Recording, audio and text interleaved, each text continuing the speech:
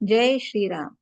श्री समर्थ सद्गुरू ब्रह्मचैतन्य महाराज गोंदवलेकर यांची प्रवचने. 18 मार्च. आजचा विषय: प्रपंचात भगवंताचे अनुसंधान ठेवा. तुम्ही इथे इतके जण जमला आहात, त्यापैकी कुणीही मला सांगावे की आपली सर्व धडपड कशा करता असते. प्रत्येक जण सुखासाठी खटपट करीत असतो. प्रपंचात सुख मिळावे असे सर्वांना वाटत असते आणि त्याकरिता जो तो प्रयत्न करीत असतो. परंतु आजपर्यंत प्रपंचात कुणाला सुख मिळाले आहे? ज्याला मिळाले असेल त्याने तसे सांगावे.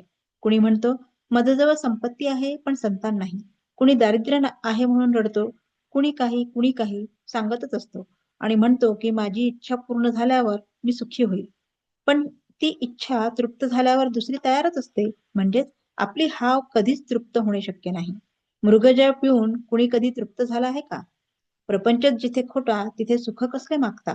याचा अर्थ असा नाही की प्रपंच सोडावा, पण तो सुखाचा कसा होईल हे पाहत जावे. मी तुम्हाला खात्रीने सांगतो की प्रपंच जर सुखाचा करायचा असेल तर त्याला एकच उपाय आहे. तो अगदी सोपा आहे. तो म्हणजे प्रपंच माझा नाही, तो रामाचा आहे असे म्हणा म्हणजे झाले. हे दिसण्यात सोपे आहे पण आचरणात आणायला अत्यंत कठीण आहे. ते परमात्म्याची कृपा झाल्याशिवाय साधायचे नाही. याकरिता रामाला अनन्य भावाने शरण जावे म्हणजे त्याची कृपा होईल. त्याच्या कृपेला तुम्ही देहबुद्धीचा बंधारा घालू नका. सर्व विसरून भगवंताला आळवावे. भगवंताची कृपा आपल्यावर आहेच असे म्हणावे. ती काम करीतच असते. आपण आपल्या शंकेने ती झाकून टाकू नये. आपण भगवंताला म्हणावे, भगवंता, मी सर्वस्वी तुझा आहे. माझा प्रपंच हा तुझाच आहे. तुझी भक्ती कशी करावी हे मला माहीत नाही. तू मला मार्ग दाखव. तू जे करशील त्यात मी सामील होईल. अशी अगदी मनापासून प्रार्थना करावी. मग तो ठेवील त्या परिस्थितीमध्ये आपण अगदी आनंदात राहावे.